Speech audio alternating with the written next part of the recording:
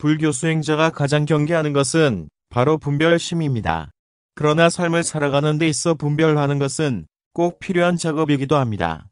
살펴보고 분석하고 연구하고 생각해봄으로써 진실을 보는 눈도 생기기 때문입니다.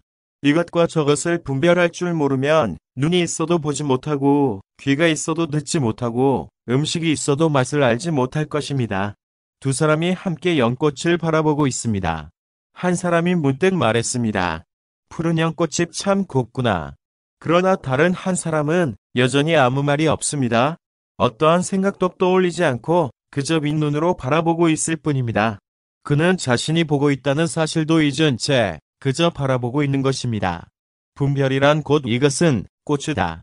이것은 고양이다. 이제 막 달이 떠오르고 있구나. 저 사람은 착하구나. 저 차는 럭셔리하구나. 저 여자는 매력적이다. 등과 같은 생각을 일으키는 것을 말합니다. 이러한 분별에는 반드시 명칭이 함께 따라오게 됩니다. 명칭이란 본래 존재하는 것이 아니라 사람에 의해서 붙여지는 것입니다. 사람은 많은 것에 이름을 붙여주고 의미를 부여하고 있습니다. 원래는 오직 하나의 신비한 원소였습니다. 그 재료가 다시 물, 바람, 흙, 불 등으로 각각 나누어지는 것을 분별이라고 합니다. 저 외화식 자체는 신비한 재료에 해당합니다. 우리가 아는 본질이라는 말은 곧 이것을 가리킵니다. 본래의 물질이라는 뜻입니다. 그렇다면 아직 분별을 내기 이전에는 어떨까요? 그 이전에는 그저 바라보는 것조차도 없는 상태였을 것입니다. 여기에는 어떠한 판단도 아직 없는 상태입니다. 잠을 깨고서 눈을 막던 상태에서는 그저 모든 것을 판단 없이 바라보게 됩니다. 비록 이 순간이 0.1초라고 할지라도 그 순간은 반드시 존재합니다.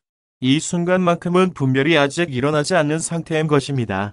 아직 분별하지 않는 상태이기에 많은 가능성이 열려있는 상태로 존재합니다.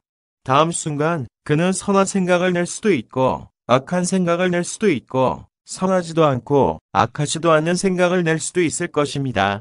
마음을 다스리고자 하는 사람이라면 이러한 분별심에 휘둘리는 것을 몹시도 싫어할 것입니다. 그러기에 어떤 사람은 그것을 끊어내려고 애를 쓰고 어떤 사람은 멀리 떨어져서 바라보려고 합니다. 시선을 외면하든 후려치든 질문을 던져서 거기에서 벗어나려고 하든 이 모두는 결국 끊어내고자 하는 의지입니다. 이 순간은 아주 중요한 갈림길입니다. 여기에서 한 발자국만 내디디면 각자는 서로 다른 운명의 길을 걷게 될 것입니다. 무엇인가를 처음 바라보는 그 최초의 순간은 아주 순수하고 모든 선택에 열려 있으며 어떠한 분별에도 사로잡히지 않는 상태입니다. 수행자라면 이러한 순간을 소중하게 여기고 더욱 추구하게 됩니다. 왜냐하면 이 순간이 어떤 진실에, 진리에 더욱 가깝게 다가가게 해주기 때문입니다. 때문에 이 순간이 계속해서 이어지는 것에 초점을 맞추게 되는 것입니다. 그것은 마치 어떤 여인이 임신을 하고서 오직 아이를 위해 모든 것을 희생하는 것과 같다고 하겠습니다. 문득 이러한 순간이 소중하다는 것을 깨달은 사람이라면 더욱더 여기에 머물고자 할 것입니다.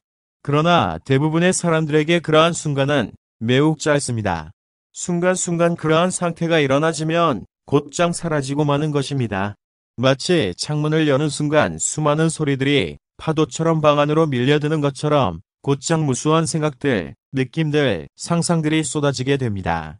마치 인터넷에서 검색창에 글자를 치고 엔터를 누르는 순간 무수한 정보와 자료들이 쏟아지는 것과 같다고 하겠습니다. 그러나 다시 창문을 닫으면 모든 소리들은 사라집니다. 처음에 이 순간도 이와 같다고 하겠습니다. 그 순간만큼은 침묵과도 같습니다. 그 침묵은 사실 시끄러운 저자거리에도 존재하고 폭포 소리 가운데에서도 여전히 존재하는 침묵입니다.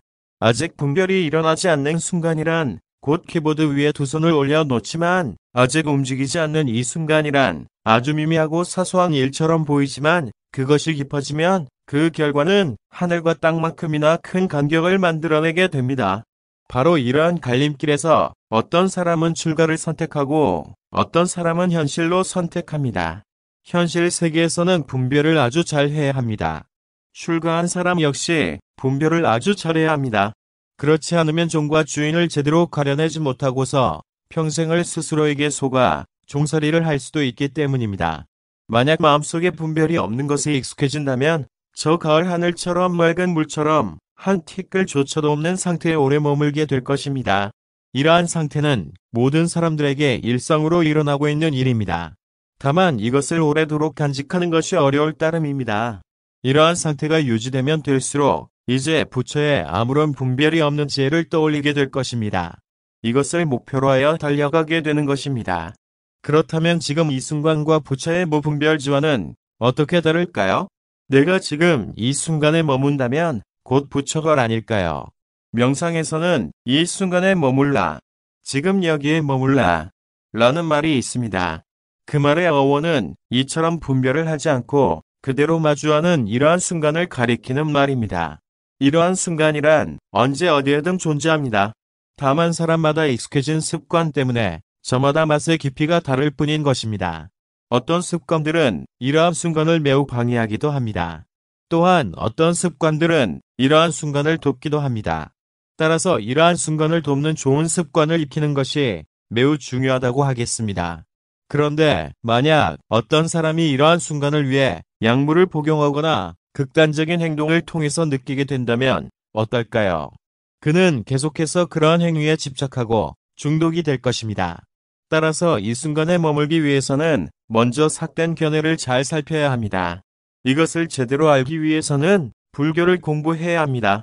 오직 자기 중심적이 되고 탐욕해서는 결코 이러한 순간은 더욱더 자라나지 않을 것입니다.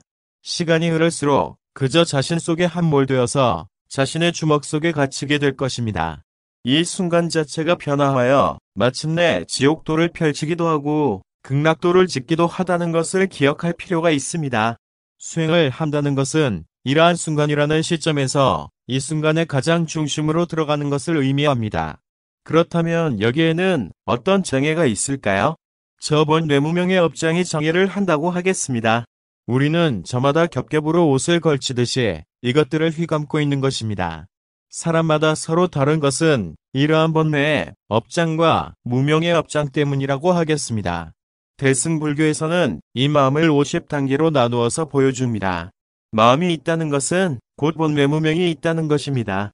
이 가운데 40가지는 번뇌의 업장을 단계적으로 굴복시켜가는 과정이고 10가지는 무명의 업장을 차례로 끊어가는 과정에 해당합니다.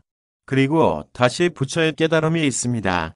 만약 지금 이 순간의 의미를 다시 새롭게 깨닫고 기뻐한다면 이미 이 깨달음으로 가는 길목에 합류했다고 하겠습니다. 마침내 모든 번뇌무명을 훌훌 벗어던지고 알몸으로 돌아간다면 그때가 바로 나의 이 순간과 부처의 이 순간이 온전히 마주하는 시점이라고 하겠습니다. 그것은 마치 두 개의 거울이 서로를 비추는 것과 같겠습니다.